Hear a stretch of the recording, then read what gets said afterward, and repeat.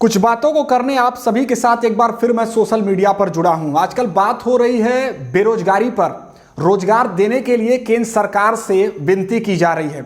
जरा आप भी सोचिएगा कि 5-6-7 सालों में, पिछले 5-6-7 सालों में एक मध्यम वर्गीय परिवार की स्थिति कितनी बदली है। मैं मध्यम वर्गीय परिवार से आता हूं। मेरे घर में 4 सदस्य हैं, पिताजी, माताजी, मेरा छोटा भाई और मैं। 2-3 लोग कमाते हैं, किसी तरह से गुजर बसर चलता है। लेकिन एक बात कहना चाहूँगा कि आज तक मैंने सरकार से शौचालय बनवाने के लिए पैसा नहीं लिया, आवास के लिए पैसा नहीं लिया, मुझे फ्री में एलपीजी कनेक्शन नहीं मिला और आयुष्मान कार्ड नहीं बना। और हाँ, एक बात और कि जो ये जीरो अमाउंट पर खाता खोलने की बात है उसकी भी ज़रूरत नहीं पड़ी, क्योंकि पहले से ही खाता था। और एक बात और, जो ये लॉकडाउन में, कोरोना संकट में जो फ्री में राशन बटे, एक आम परिवार की तरह हमारी भी मानसिकता यही थी कि भले हमें दिक्कत हो लेकिन ऐसे परिवारों तक यह राशन पहुंचना चाहिए जिन्हें बहुत ज़्यादा ज़रूरी है। अगर हम सक्षम हैं तो हम खरीद सकते हैं। अब इसका जो ठिकरा मोड़ा जाता है कि नहीं ये दिया गया, इसकी वजह से बहुत सारे घरों की तकदीर बदल गई। जरा मैं और भी मध्यम वर्गीय परिवार से पूछना चाहूँगा कि क्या आपको यह लाभ मिला या इसकी ही केवल आपको आवश्यकता है। एक मिडिल क्लास फैमिली का लड़का जब बड़े शहरों में जाता है तो ये सपना लेकर जाता है कि नहीं उसे सरकारी नौकरी मिलेगी और वह अपनी मेहनत और काबिलियत के दम पर अपने परिवार की गरीबी मिटा देगा।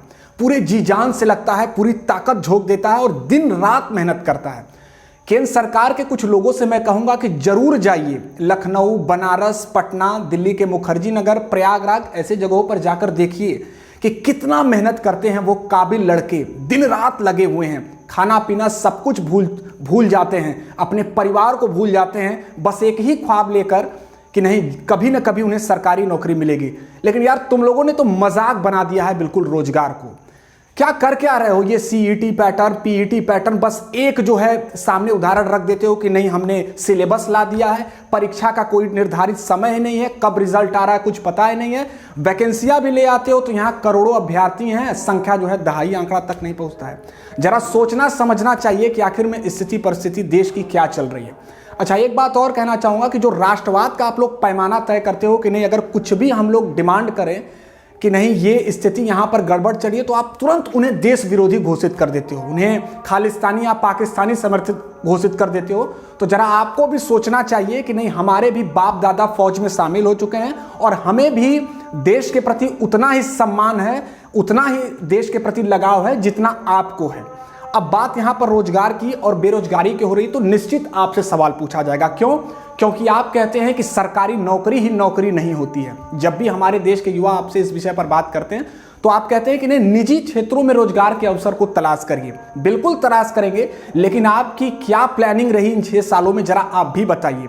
आपके मंत्री जो हैं आज तक कोई एक ऐसा प्लान नहीं क्रिएट कर सके जिसके माध्यम से उनके पास सटीक डाटा हो कि नहीं प्राइवेट सेक्टर में आप लोगों ने इतना ज्यादा रोजगार दिया है। खिलौना बना लो, फूलों का बाजार तय कर लो, एक स्टार्टअप के माध्यम से अपने जीवन को संवार लो, बिल्कुल करेंगे, लेकिन आप उसकी प्लानिंग तय करेंगे। केवल और केवल फाइलों तक उसे सीमित आप रख देते हो। अभी कल ही बजट में आप लोगों ने 100 करोड़ का, उत्तर प्रदेश के मैं बजट की बात कर रहा हूं, 100 करोड़ का स्वरोजगार का आपने खाका तैयार किया है। मैं जरा पूछना चाहूंगा कि पिछले 4 सालों में भी रोजगार के लिए कई करोड़ रुपए आवंटित हुए थे, लेकिन क्या उन करोड़ों रुपए उन युवाओं तक पहुंचे हैं? क्या कितने लाख युवाओं को रोजगार मिला है? जरा इसका आंकड़ा भी उत्तर प्रदेश सरकार के पास जरूर होना चाहिए। कुछ भर्तियां निश्चित तौर पर शिक्षा विभाग में क्लियर हुई हैं, लेकिन वो पर्याप्त नहीं है क्योंकि उत्तर प्रदेश में सबसे ज्यादा बेरोजगार हैं। जरा आप भी सोचिएगा और हमें नीचे कमेंट सेक्शन में बहुत बताइएगा, क्योंकि अंदर तकलीफ है। एक बात और कह दूं कि बिल्कुल मैं डिजर्व तो नहीं करता हूं सरकारी नौकरी, लेकिन मैं देख रहा हूं कि बहुत सारे मेरे काबिल दोस्त पिछले 5-6 सालों से लगे हुए हैं, पूरे दिन रात तैयारी करते हैं, लेकिन फिर भी उन्हें जो है उनके काबिलियत के अनुसार पद नहीं मिल रहा। यह देखकर काफ़ी तकलीफ हो रहा है। फिर आपसे मुलाकात होगी एक नए विषय के साथ। नमस्कार।